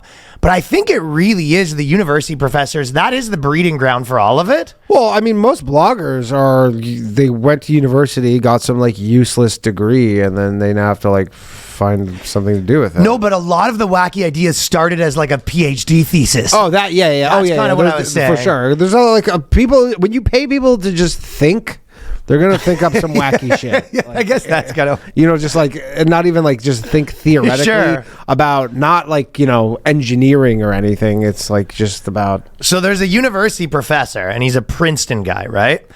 Peter Singer, and he sparked backlash after urging followers to read and ponder thought-provoking article about bestiality, right? Which always is a surprise every time I read it, that it's spelt bestiality. Yeah. Which means whoever meant it didn't call it worstiality. But I didn't even know that. I did a video about it, so I always spelt it wrong, and people would be like, you spelled it wrong, and I'm like, what? Yeah. I think it was best. I go, I actually don't think it is. Yeah. I would have thought it was beast. Maybe it was best to you. It's the worst to me. But what you just said is like such the nail on the head, because it's like you just get... They go, think about this like little issue for hundreds of years, and it brings you to wacky places. And the reason is, I think a lot of times, because they're building on other wacky ideas, where this guy is basically making an argument for why it's good, right? Well, he's essentially, I think from what I understand, what he's saying is, he goes, well, you're like murdering and eating them, so is fucking them that much worse? But you go, there's a link in your chain that like their belief system is built on so many faulty blocks that it's hard to even like start to be, you have to change their whole frame of reference of everything to like point out where you're going wrong. Cause you're like, with that, I mean, it's pretty obvious. The same thing as abortion. People always have the argument to go, well, let's say we pick 7 months or whatever, right? Or age of consent, it's 17 here and 18 here, right? And you go, well, you could make some argument where if you want to really go into it, you go, well, how is it a baby here and not here? It's like, why would 17 be here? And then a day, what about 1 day earlier? How was that any different? And you go, yeah, because obviously society just needs to like pick some spots, right? Yeah, you just have to, everybody agrees on a spot. And yes, and it was like, so if you go 18 is the age of consent, right? For a guy to go make some big long argument about like, what about 17 and 259 days or 353 days? Why is that not okay? And you're like, well, we picked a spot. Yeah, we picked a spot. Yeah, for sure. You know what I mean? And, and that is like literally the answer is that simple, that society needs to have like some spots, or otherwise, what are we doing, pal? Yeah, for sure. And I mean, that's just. And you go, so when you have sex with animals, he goes, his argument is like, well, here's the thing we do that's worse. So that's why this is better. And you go, well, yeah, maybe you go, if you create a scenario where you go, hey, listen, how about this? What if I brought a dog to my house and I had a dog and I punched it every day? Would that not be worse than having sex with it? And then after I had sex with it, I cared for it and I made sure that it wasn't hurting. My dick's also small. And you go, I guess you could make that argument about a lot of different crimes where you go, okay, what about, I could picture of a scenario where, I held someone hostage, but they had the best life of all time. Whereas another one is I got in a bar fight with a guy and I broke his arm and now he's in a wheelchair forever and he can't, you know? And you go, so how is the bar fight where this guy only got a small manslaughter charge better than this guy who was living lavishly locked in my basement? And you go, yeah, I guess you're right. Like if you were God judging those two, you might say one's better. I guess like for him, he goes like, I guess maybe his purpose is he's like a vegetarian. So he's like going to make people like, I hope this doesn't blow up in his face and everybody's like, you know what? You're right. actually, if we're eating animals, why aren't we fucking them? This guy's right. He's like, no. That's not what I meant. It is what he means. He goes like, I was trying to get you to not eat the animals. I don't want you to fuck them. I think you're off on this because people basically said to him too that he kind of posted this other one that went viral on his site again, and then he was kind of like, this is just something I was thinking about, and everyone's like, yeah, except every 4 years you publish like a huge thing about this.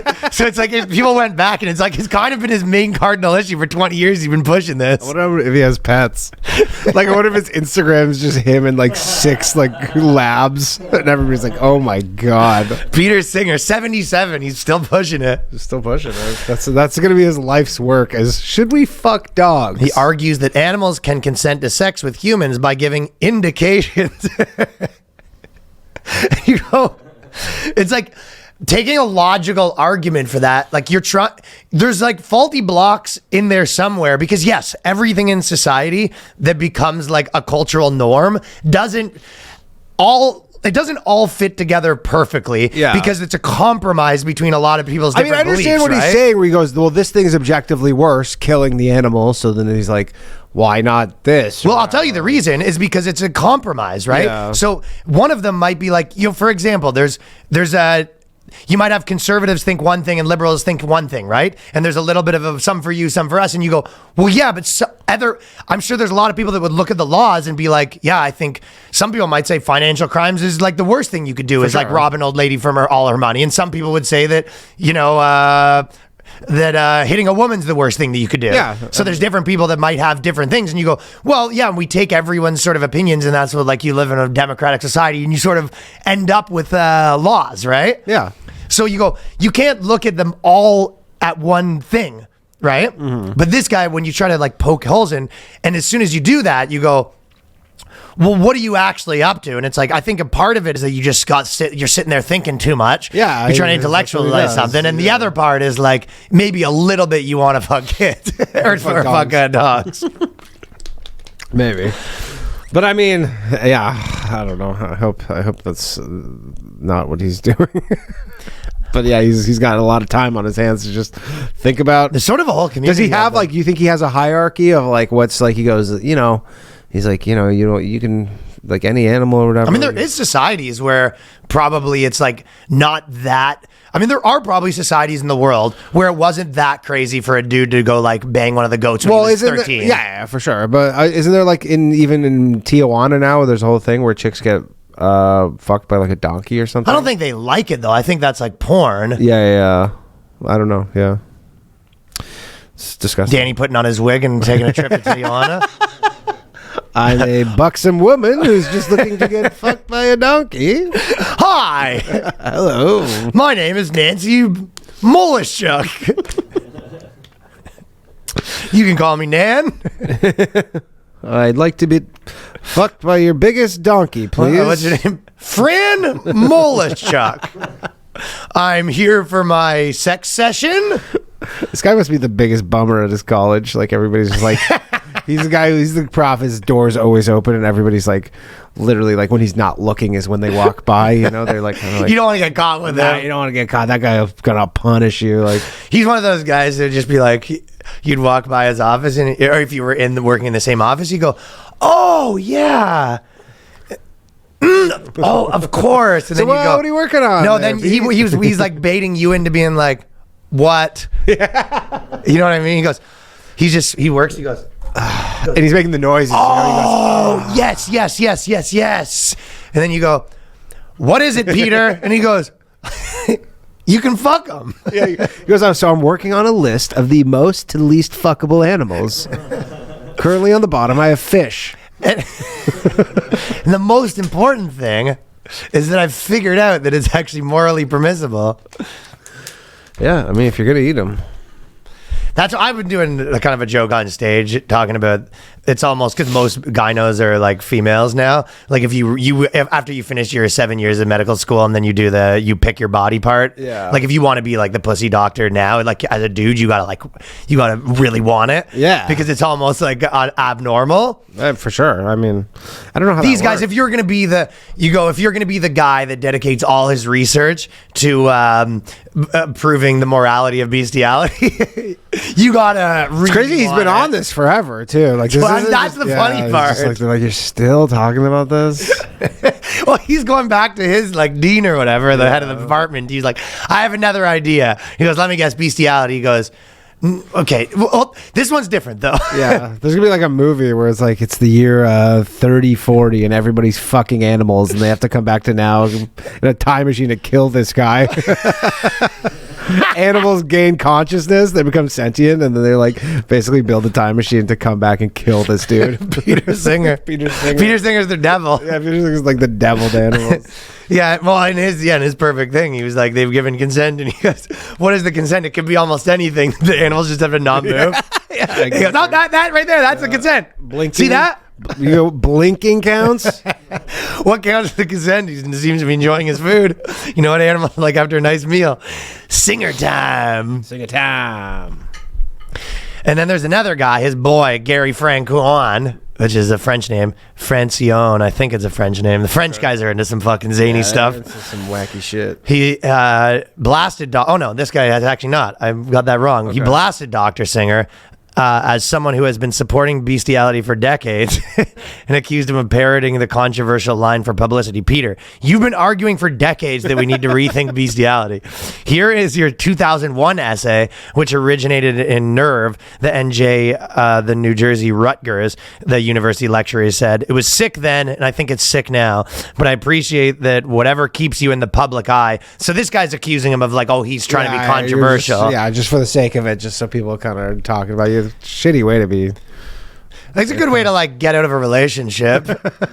I guess, yeah. You know what I mean? You just keep bringing up the morality of bestiality. Let's just Why do you keep bringing it up? You go, it's just what? Am I the only person who it doesn't make sense to that we could eat it and not fuck it? Like, he's probably yeah, and it's like, so you're arguing we shouldn't eat them? Au contraire. he goes in, in a perfect world we wouldn't eat or fuck them, but that's not going to happen. We are eating them, so by that logic, where am I wrong? Tell me where I'm wrong. Oh, so you're arguing that we shouldn't be able to eat them? No. Guess again. I'm arguing if we are eating them, why not double dip, if you will? You're already. I hope he has a wife. I'm arguing if you're already eating them. I hope he has a wife. Like his wife. What better way? My God, shut up about this. What better way to what do they call it when they make the meat like softened or whatever? Tenderized. He goes, some people don't like to eat it, but the rectum is my favorite part of the animal. It's also, his wife's like, and also this is a little suspicious that you took a part-time job as a farmhand when you're a university professor. Yeah. He's not welcome at the petting zoo, the shelter, anywhere. The shelter, nothing. He just sort of comes around, just sees what the talent's looking like at the animal shelter. The animal shelters do not when you know how the animals are all like they want someone to take them home. Yeah. When Peter Singer walks in, they all have to. It was like Lady and the Tramp, like those movies where they can all talk, but then they pretend to not talk when the humans are there. So the guy Peter Singer comes in, they go, Peter Singer's and everyone goes, rah, rah, rah. They have to all act like they're crazy, start foaming. Here's some fake foam. Put the foam in your mouth. You do not want to go home with Singer, man. There's tales of the Singer dungeon. So nobody's lived to tell the tale, but it's you get taken back to Singer's house. The other animals are like, run, get out while you can. There's no hope for me. He's limping around. Yeah. Going to the bottom of the well. Singer's been working on this for 20 years, man. This is coup de grace. He doubled down on his support for the article, explaining why he is a vegan, by the way, why he's a vegan, but also seemingly pro bestiality. Well, it is also a good time to slip your thing in. Some people are Israel, Palestine, there's Ukraine, Russia, gender politics. I always like the idea of like a sketch of everyone at the like a boardroom, and everyone's like, we're gonna do the fat march, and he's like, good. Everyone's like, yeah, let's do the fat march, bestiality. Oh, what was that one? Yeah. Oh, I thought we were doing some marches. I thought we were inclusive. Yeah, so you get your thing and I'm the bestiality. I'm surprised that one hasn't taken off more because in all the wacky stuff that's been going on. What, bestiality? Well, people have been sort of making arguments for pedophilia, you know? Yeah. That's a good point. I mean, I'm a pedophile. I guess this Like, why is there not, like, I'm a beast? There is a couple guys, but they're not. This guy is trying. He's been trying for fucking decades. That's true, but most of the guys aren't in the social justice realm. There's like they're like freaks on the internet that was like, you don't understand. The dolphin loves it. Yeah. This guy's not like a tenured professor at some like expensive university. But I think that this is where all the stuff marinates. You know what I mean? This guy does it for 20 years. Some professor in France marinates for 25 years about why, you know, the whiteness is evil or whatever, and then eventually it kind of seeps. And someone goes to that school and they go, "Wait, this could be my job." Like, Exactly. I could just do this as a job. Is just like fucking just. Be like, hey, why can't we fuck animals? I've been arguing this at parties forever. You're telling me that I can get paid to talk about this professionally with benefits? Yeah, please. Fellas, it can be hard to keep a workout regimen fresh and effective. I'm traveling all over the place. I'm in different gyms. Sometimes they're good, sometimes it's bad. Sometimes when I was in the Edmonton Mall, it was one of the best gyms of all time. Really? And then sometimes I'm at a Holiday Inn and they're not so Not good. so good. It's just a room with a So you carpet. got to get creative, yes. Yeah. And then also there's the gym where I live that I pop into. So, you know, Fitbod is the app that can keep it interesting, keep you on a plan. You know, you have a regimen that keeps you on your toes. Fitbod is the app that creates a personalized workout routine that adapts to you, keeps you on track. Yeah, I mean, I use it several times a week. It's, I mean, I've said it a million times, but it's just the best part about it is that it gives you exercises that you just wouldn't necessarily think to do. It'll be like, hey, do this little like variation of this tricep extension, or like a different variation of like a curl, or like, you know, a seated incline like dumbbell curl, like or whatever. Like it just has all these different things. So you're like, normally you kind of just get in these ruts and you'll be like, I'll just do the same thing over and over again. But you have all these muscles that sometimes you just get like these tiny ones and you just miss out on. It's kind of like I worked out with Justin. He was showing me things that it was kind of the same, and then that's what the app does. It's sort of like working out with your buddy that's actually good at working out, they just know all the or a things trainer. I guess is probably the technical term that would be used. Yeah. Creates custom workouts based on your goals, experience, available equipment, and more. Build your fitness habits and stay consistent. Get 25% off your subscription and get 3 free personalized workouts when you go to fitbod.me/boyscast. That is 25% off and free personalized workouts at fitbod.me/boyscast. And there's some things out there that just don't mix good. Drinking orange juice after you brush your teeth. There might be some other ones that I can think of. There are things that do not mix good. Let's say going for a run after you took a shower. Oil and water. Oil and water. Yeah. Danny and a pair of breasts. Sure. Just 2 things that don't mix. And our bodies don't absorb CBD very well. So when you reach for oil-based CBD products, you could be absorbing as low as 6% of what's on the label, and that's no good. That's not so good at Nextevo Naturals developed a proprietary water-soluble form of CBD, clinically tested multiple times, which is proven to work faster and absorb 4 times better. So you can stay calmer or sleep better during this stressful time of year. And I'm time changing all the time. I'm going East Coast, West Coast, East Coast, West Coast. Exactly. We started this early, which was for me, I was like waking up at 6 a.m. And so when I'm trying to get to sleep earlier a lot of times, that's why I do personally the Nextevo Naturals. I got them on my night table right now. Yep. And it's not well known, but CBD is not actually an oil. Some people don't know this, but companies will dissolve it in oil sometimes, other companies, because it's a cheap and easy way to make products like tinctures and gummies. Not Nextevo Naturals. CBD only works when your body can absorb it, so Nextevo did the hard work to create a unique proprietary water Soluble. It gets in there.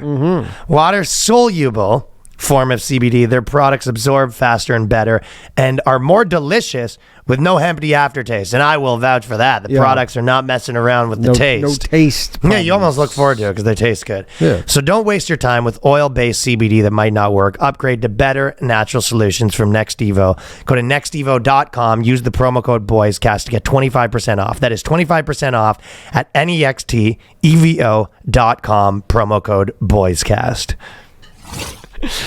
So Ben Shapiro and Candace Owens have been having a bit of a cat fight. That's what Marvel's was. It was 2 hours of And then I'm sorry I ran at you. Yeah, I'm sorry. And you know what was interesting to me is that Ben Shapiro, he lives in Florida, and the rest of them are in Nashville. Yeah. And one of the things that Candace Owens was saying when they were fighting is she was like, she kind of did she goes, everyone's been noticing that Ben's been weird because they see each other every day, right? Yeah. And this is why you can't work from home. Like literally, Ben Shapiro probably say, he goes, everyone at the office will be over there. I'll stay in my Florida. I'll see them every now and then. Mm-hmm. They're developing rapport, and they're fucking, the hordes are turning against him. Well, although I guess I watched like a little bit of her thing on Tucker Carlson, and she's like, because I guess everybody thinks he's like the owner and runs it, but he doesn't. Like he's just. I didn't think that. I thought he owns a big part of it. Or whatever, but like He owns like half of it. I don't know. The way she explained it is she's like, yeah, he has some sort of It's whatever. him and that Jeremy guy that owns Yeah, it. but he has. I don't know if that's true. Actually, It is. Oh, okay. Well, anyways, the way she explained it was like he's just like he has his show. No, I think probably what you're. But she's like, he's not my boss. He's not her boss, but he's an owner. Yeah, or whatever. But he's not her boss. Okay, I got news for you.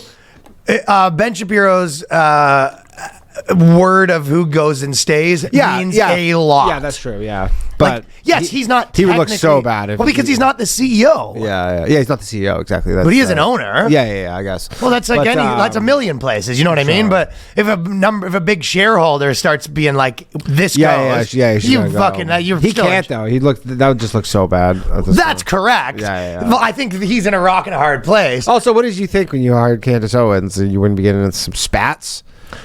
I think that they always thought that the Israel stuff wouldn't become the I will say Jews are on the chopping block right now. Oh, It's like- I mean, I found it the funniest thing too, because when the war broke out, and then like I think Jews like, for at least some the pro-Israel ones were like, oh man, we're gonna be the thing. Like we're gonna be the new current thing. It's gonna be the Israel Square. All the Jews, like all the Jews you see, like their minds like melting, like the Rappaports, the Brett Gelmans. You've been loving Rappaport. They were like, we're gonna be Ukraine, and then the next day you're like, no, you're Russia, and they're like, what? They're like, no, we're Ukraine. You go, no, you're Russia. Rappaport. There was a pretty funny meme where it was like China basically saying TikTok's bad, kids are getting radicalized or whatever. Yeah, and then it said like, oh, you're being crazy, and then 2 years later, I support Osama bin Laden and I'm trans. Osama bin Laden's so hot right now. That's crazy. And TikTok's been deleting all the. TikTok's been deleting like all of the Osama bin Laden stuff content. Well, I'll say I mean, probably one that we know or like kind of in our world is very aware of the idea that when they were like, you hate us for our freedom, and you're like, well, that's not what he said. Yeah, you know what I mean? Well, David Cross had a joke about it, like in like 2005. Yeah, it's pretty or like 6. known thing. I guess it wasn't. That's why people just believe the slop. I guess like that, because that's what I'm like. Yeah, you literally thought he like did this for like, nobody does anything for no reason. Like nobody does. Like they don't just. There's obviously some sort of reason behind it, but it was just like, I guess people's like affinity towards like, they're like, oh my god, I'll never look at Osama bin Laden the same way again. Like the way they were kind of just like the words they were using. You're like, yeah, I'm sure he.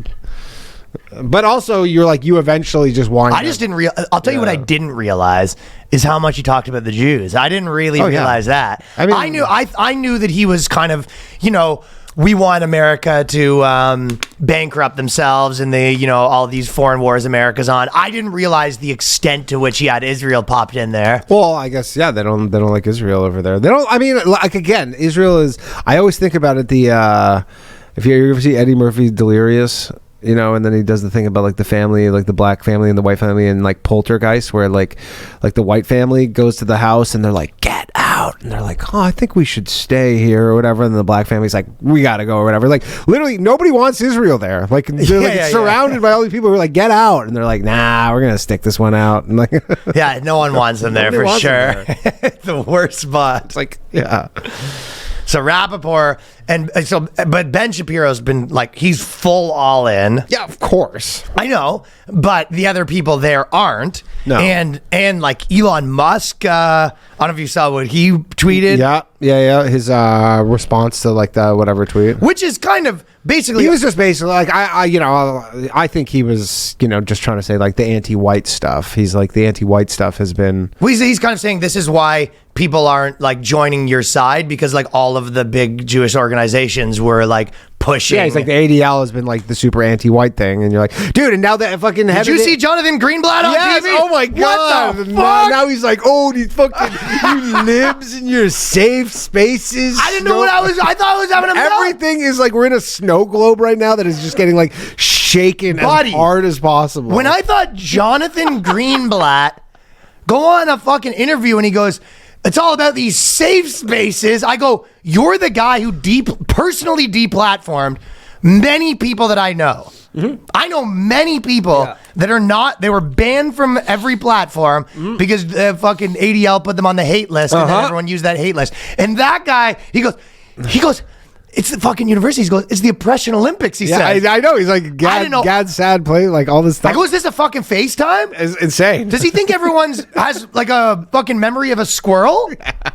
Well, it's just like he's reaping what he sows, is what you would say right now. Yeah, but just shut up. All you should like, honestly. Yeah, you're just like literally resign and put someone in charge, and like put honestly like resign from the ADL, put me in charge. Go, I was wrong. Yeah, put me in charge. I'll fucking write this whole ship. We'll stop. What would you do? Well, obviously all the like the funniest thing. I mean, like we're not doing the no white people days done. Yeah, the all white people are bad thing is not working out. I even said like I used to do a joke about this like probably like 6 or 7 years ago when all the diversity stuff started, and I was like, yeah, you want to start punishing white people for their skin color? I'm like those are the people who like kind of invented punishing you for your skin color. I'm like, that's a bad idea, and like that's really coming home to roost right now because people are fucking like fairly so not happy. But then he goes, what's going on right now? He's like, we're at the bottom basically. You're like, yeah, with white people. Like he goes, what the hell's going on right here? He goes, Jews are at the bottom of the pyramid or whatever. And you're like, yeah, you're with white people because that's kind of like the way you fucking work this whole system out. Is you were pushing it. Yeah, you were pushing it, and then everybody's like, well, Jews are against are white, and then like there's only like a very small sliver of people who are really like Jews aren't white. I thought I was fucking having an aneurysm watching that. I love it. I couldn't believe that. But yeah, I mean, literally, we've probably said this a lot of times. Sacha Baron years Cohen ago. did a thing today. Or what did he say? Yesterday. Did Sacha Baron Cohen say? Sacha Baron. So all these Jewish. Let me guess. Hold on. Let me guess what he said before you tell me. Yeah. Okay. He came out. Sacha Baron Cohen. He was as Borat. No, not as Borat. No, it wasn't a public. It wasn't a public thing. It was a private meeting. 10 comedians with TikTok, essentially excoriating TikTok for like. He said there's two genders. Tops. No, they're all just like now like TikTok's the problem. They're That's what Sacha Baron Cohen said. Sacha Baron Cohen goes, you know why people don't like Jews right now? TikTok. But there is some truth to saying that the fucking the call's coming from inside the house a little bit. Sure. Like no question. You're like you reap what you sow. Dude, they're fucking at the like parade like as the ringleaders of all this stuff. Yeah. That is so I'm having a hard time, not hard time, but like watching some of this stuff, and I'm just like, are you fucking with me, or are you just that unaware? No, they're not. Or I think some of them think you're so stupid. No, they were. I legitimately like. I think I'm like they don't see far ahead. Like they don't see like how this plays out. They never thought you're like, if we do all this stuff now. Why? He's probably not a stupid guy. No, like he's obviously the head of some huge organization. Some people are like, very sheltered. Some people do live in these like super sheltered like bubbles where you're like you don't. And then when you get a lot of hate, he gets so much hate where he can't even really analyze it. So it's like it's almost one of those things where he just goes, oh, everybody hates me because I'm Jewish, and you're like, no, they're like they hate you because of the things you're doing, and like you don't understand that like it's this lack of individuality. Is there's no individuals. They went away from like like with the ADL probably was like a fairly individual. Same with like the ACLU, like it was very individual centered, and then they went away from this group shit or towards this group stuff, and then you're like, this is what happens. Yeah, you started ranking groups, and like certain groups are like, this is not fair. But you hit the nail on the head. Jonathan Greenblatt cannot be reformed. You got to go. Yeah, you go. Like it's like imagine just like think of a sports team. People are pretty on board with that too. If you fire the guy and you go new guys in, we're doing a different thing. People are usually like, okay, I'm listening. Yeah, you go, okay, fine. Like, at least you're paying attention. You're listening to us and got rid of the guy and maybe like, but they could just clean house. And like if a you sports team. And yeah. I mean, look at Twitter. It's a completely different company just because there's a new guy running it. Like, they could do that. They won't. But they could. Why won't they? Well, I don't know who he like. Maybe who does he fire maybe him? there's a board or something. I don't know. I mean, they get funding from somewhere, so And he might have some Epstein shit on the board. yeah, maybe. And I mean, I'm sure that's one conspiracy is why he's in there. Is maybe he's Jerusalem Mossad agent. Jerusalem Post wrote an article how to use wartime stress to lose weight, and then they deleted it. yeah. Join the IDF.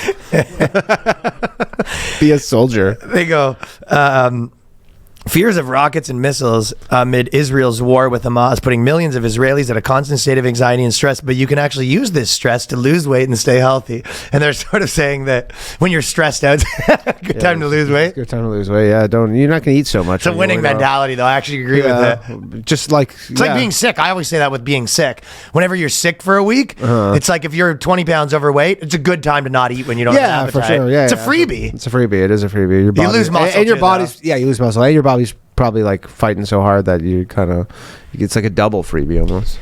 It's a twofer. So I feel like the thread that I've been saying is just like it is really hard to figure out what's true and what's not, and it's hard to even explain to people. Kind of the same thing with the university professor. A lot of people that have like such worldviews, it's like there's so many faulty blocks in people's things right now that a lot of times. I will say with the true, not true or true though, there are so many people who are. And maybe I could even be accused of this, although I do it as for comedy purposes. But there are so many people who purposely just post fake stuff on the internet that then goes viral, and you're like you didn't think this was true.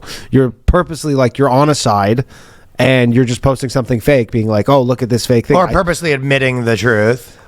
Like, cutting a video a certain way. And or stuff whatever. Like that. Yeah. But like, there's a lot of stuff where like, there was a lot of things where like, I see a lot of Jewish people posting like, oh, look at these like Palestinians or whatever, because they're not actually dead. And then they'll post something of like, some video from someone took in like Thailand in like 2018 of some kid who's like wearing like a white like sheet, and it's supposed to say like, oh, he was like one of the dead bodies, and then he just gets up, like that kind of stuff. Like, and you're like, but people are just reposting that. Like, it's been debunked so many times, and then there are people who like whoever started that went and found this, like the source of that went and found this photo and was like, I'm just gonna say this is like fake Palestinian. Yeah, someone at some point did lie, and then it spreads.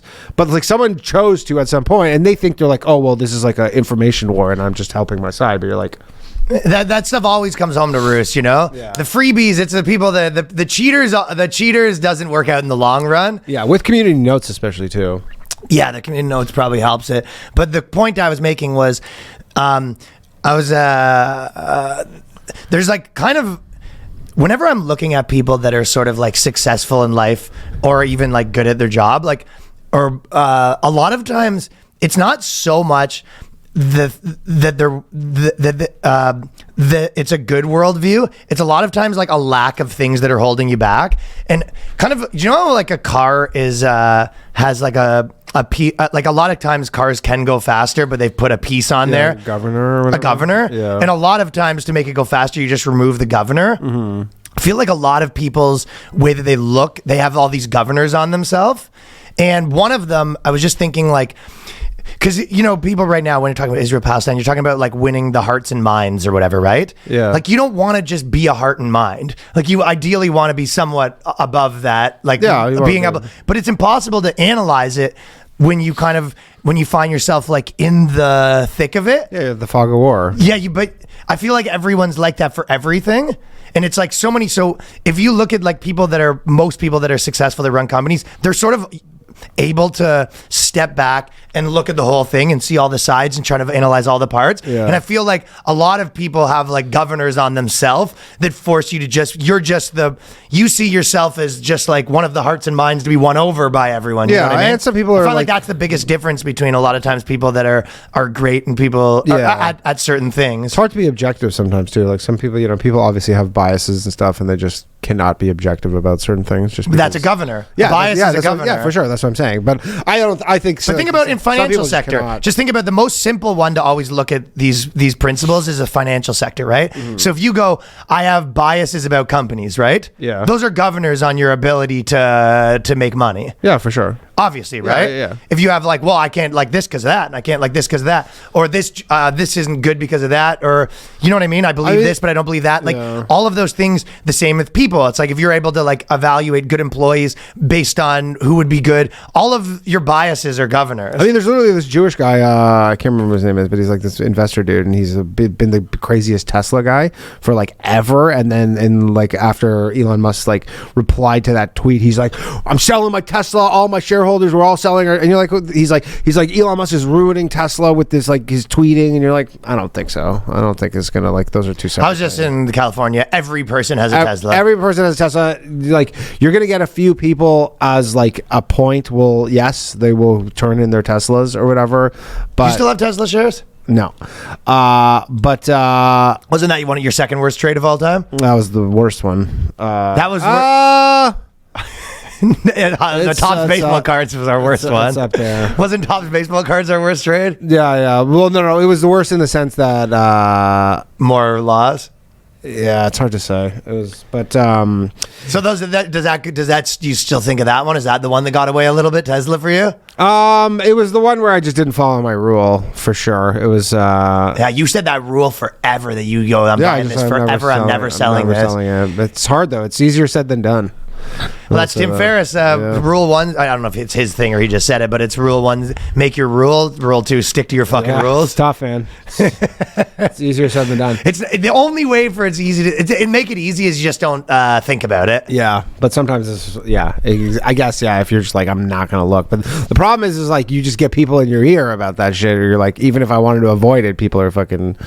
It's around. But anyways. Well, that's why it's very hard. I mean, why most people aren't good at things or whatever. Like, you look at any profession and it's like, well, yeah, most people aren't going to be the top at it. No. But my theory that I'm sort of positing is I think a lot of it is less about what you have and a lot more of it's about how much you can shake things that aren't helping you. Yeah, for sure. So many people have so many beliefs that they hold that are like holding them back. Absolutely. Yeah. I mean, yeah, no question about that. But I think that people focus on the wrong way, right? Like when people look at like what they have to do to be great, think about like even just like comedy is an obvious one that you can make it practical. But so many times you would go, what would make you, this is anything, but you go, what is, you look at people and you go, what would it take to be great? Okay. He does this, he goes here. But like so much of it, that people don't talk about is like the what not to do, but it's like removing the bad parts. It's like don't fucking hang out with the groups that just like drink every night. Don't hold. Okay, be a professional. I'll give you a perfect example. Same with like basketball. So many comedians I know heard that Bill Burr doesn't write on stage, and they've decided that or the only writes on stage, and they've decided I only write on stage. Yeah, that is just a belief that they hold that is a governor on their ability to do great. Yeah, and everyone has all these governors, so it's like I think the best way is you have to kind of look at yourself and you go. There's no one size fits all. Is there any benefit? Is this belief benefiting me or is it hurting me? Yeah, some people that's very difficult for them to be like. Well, I'm not. Most people aren't going to be good. But I'm saying to even figure out whether it's hurting or helping them because you just have. Well, the first step is doing the analysis. Yeah, doing super analytical and like actually running tests, I guess. And you're like, especially for something like comedy, it's like you'd have to run it over like a long period of time, I guess. I don't know. I mean, you just got to. Well, but you can still do the calculus. Like, for example, right? Someone might have a belief that if like a family member is really in need, I'm going to help them out, right? Mm-hmm. That would be a belief that maybe isn't helping you, but you go, okay, but I'm doing it's a thing to do, yeah. Well, that's subjective, right? So you go, I'm doing the calculus, and I go, yeah, this is obviously not like helping me necessarily, but this is a belief that I would like to hold regardless of the fact that it's taking up my time and money. Sure. So you can still have them, but just you're still being honest about like that, you know what I mean? Yeah, this probably, but I that's how I'd like to live my life. I think that's more honorable. Yeah. So yeah, I'm willing to sacrifice time. You know, there might be some sort of downside. But I think some people have a lot of those beliefs and they don't even accept that there is some negative cost to this. Yeah. Oh, yeah, that's... Well, they'll figure it out eventually. Anyways, that's my fucking lifestyle design point that I've been thinking a lot about and noticing a lot about. Let's end on this funny article. Okay. So there's this guy, Mike Johnson. Yeah, Speaker of the House. Is it Speaker is the of Speaker the of the House House. name is Mike Johnson? Yeah. He said he installed a porn. New Speaker of the House. That's the new guy. Apparently, someone was telling me the new guy. I think it was Anomaly. He came to the show in Irvine. Oh, okay. He was Nice. saying that the new guy is basically the same as the old guy. That's kind of how it is. I think. Well, But he's a little more. I think he said that. Fundamental. Like he's like what is the super Christians? Fundamentalist? No, not fundamentalist. Evangelist. I think he's like one of those or whatever. No, but in terms of like the whole thing was we have a guy that's actually going to get stuff done. Oh, yeah, and yeah. apparently this is kind of the same deal. No, they're not in the business of really getting stuff. They done. are not in the business of getting stuff done. No, I think that's a good point. that's not how that works. But it's a weird dad alert also. yeah. He goes, Speaker of the House, he said last year that he installed a porn monitoring software on his device. So that makes sense that he's super Christian. He has a porn monitoring on his device and those belonging to his teenage son. His son, yeah, because I guess his son was a big porn guy. How does he know his son's a big porn guy? Because they're probably like one of those Christian families where his son's like, Dad, I have something to tell you. Yeah. Have it. And he's like, I've been what is watching it? movies. He goes, what is it, son? He goes, have a seat, Dad. It's like Seventh Heaven. Remember Seventh Heaven? It's like literally like Seventh Heaven in this guy's life. He goes, I watched a porn video, Dad. And his dad goes, oh my God. We'll get through this together. Oh, son. Why? Because I don't know. It's the devil. The devil's in me. The devil's in me. John Christ, when he did our podcast, he said that him and his buddy had like a porn accountability partner. It's probably this exact thing. Yeah, but This is what it is, because you have to. This is a new app. I think there was no apps when he was in high school. Oh, okay. Because this app is literally like what happens is if either it sends all your search history to the other person Dude, Dave, about everything. how funny is it being his son and the son's in class and his dad's at work and the son just gets like boop boop boop. Dad's watching a triple gangbang right now. It'd be He's like, funnier "At if work?" it'd be funnier if it's more like, because I don't think the dad was. I think it was the other way around. But if the son's like, because you get all the search No, but I'm history, saying it's obviously- but it's like the son just gets like a text and it's like, what does the Speaker of the House do? He's just like searching what he doesn't know what his own job is. His dad's just like, It wasn't porn? Yeah, it wasn't porn. It's just like just weird shit. Johnson said both him and his son signed up for the service that scanned all the activity on your phone or devices, your laptop, tablet. I would not want to have a fucking accountability partner, dude. Okay, I'm the accountability partner. The only person I'm accountable to is the Lord upstairs. I have an accountability partner with Danny, and they just keep going. 8 hours of Ben Shapiro owns X. Really, huh? Ben Shapiro owns pro-Palestine protester. 12-year-old. Ben Shapiro went hard on Candace. I really want him to fucking debate some people, actually, Shapiro, because there's some people who are. He's itching. done a few things. No, but like not. He's not going to say kids. anything. He's not going to say any new things that you haven't seen. No, but I don't want him to debate. Like, there's this guy Norman Finkelstein. I don't know if you know who that. Yeah, I do. Finkelstein, that guy. He was on the Comedy Cellar podcast, and he's a very anti-Israel Jewish guy. Like, that's who I want to see debate. Is like, I don't want to see him just go debate some like Muslim kid. I want to see him go debate like some. No fucking interest old in professor. seeing that as well myself. I don't think I have interest in seeing him debate anyone on anything because I just don't feel like he has any points where you're going to be like, oh, I haven't heard that one before. Well, I want. That's like what I'm Ben saying. He's Shapiro's- not going to have one, but I want him to debate someone who's like I feel would be close to his. Why do you want to equal- see that? Do you want to see him if he wins or loses? Yeah, like from the sport of debating. I you like. guess I want to see like is he gonna because like that guy makes a lot of good points and See him debate Dave Smith. yeah that would be good too. Dave Smith, Laura Loomer was really good. Having your accountability partner be your dad stinks though. Yeah. I mean also I don't know. Would you rather your mom? I don't want an accountability Well, partner. but if you have to have one because you're gonna go to hell, the alternative is going to hell, Ryan. So Oh, here. Danny Polishuk is on 4chan. Danny Polishuk is on the ADL support hate page. Danny Polishuk is on the ADL snitch line. I'm proud to tell you my son's got a clean slate. So obviously, I guess the son would just probably have some other system. Yeah. But it's almost like if the son was going to spank it, he probably has to have like old school, like a fucking nudie mag. Yeah, nudie mag. Yeah, but he probably has his photos up at like every convenience store everywhere. Just do not serve. This Do not guy. serve this But guy? he did it to himself. He went in there. He goes, "Sir, you might see this face come in one day. fiending for a nuding bag. Here's my photo. Please put that up on the wall and do not serve me. They do convince those guys that they have a problem pretty easily, right? Well, I've anything's a problem. heard there's some guys that are super like evangelical that'll be like, I was addicted to porn, and you're like, what does that mean? It was like every month I fucking spanked it. Yeah, you go, yeah, that's too much. It's really sensitive. I'll pick up almost anything. It looks for keywords, search terms, images. It sends the accountability partner a blurred image. Just a big black fucking D. Yeah. Fucking blurred out. No, you type in no, that would be a funny prank to pull. You just keep looking at goat.se.x and it just keeps sending the blurred version to your accountability partner. And your accountability partner happens to be like the speaker of the house. He's like talking with like Chuck Schumer or something. And his phone goes off and goes, one moment. Good God. I would definitely be photoshopping. You Photoshop an image of your face on so you're boning a dude, and then it just keeps sending you photos of you boning a dude, your accountability partner.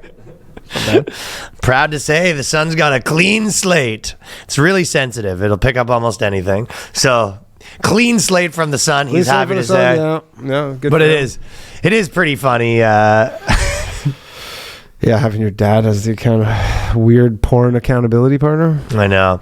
I'll pass. I'll just go to hell. Thanks very much. I'll go to hell. Thank you very much. This is. I feel like Jewish people, if they had that in their religion, they'd be like, well, if you put the porn, this is what they would do. They would go, well, if you take the porn and then you put it up to a mirror, and then the mirror goes to another mirror, and then you look in that mirror, you weren't technically watching porn. No, porn accountability would be like, our Jewish accountability app would just be like, Moshe, I got a text here saying that you lent money at only 1% below prime interest rate. It's a bad investment. It's unwise.